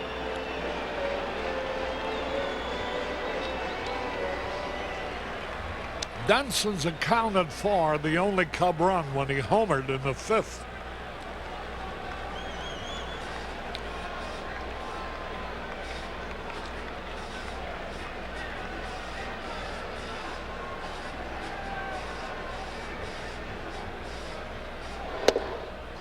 Fastball high. Well, the skies might be turning to bright for tomorrow. Second game of the series tomorrow afternoon.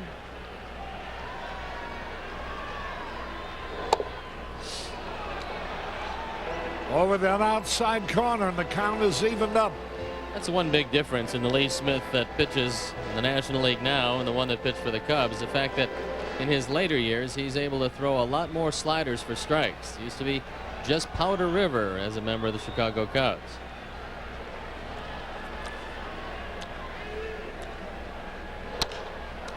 High pop fly will end the ball game. Coming in, Jose, and the Cardinals have spoiled the Cubs home opener by beating him 4-1.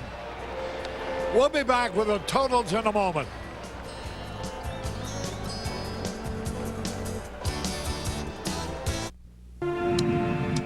Delivered to home. Budweiser, the king of beers, with that clean, crisp, cold taste. Buick, and your better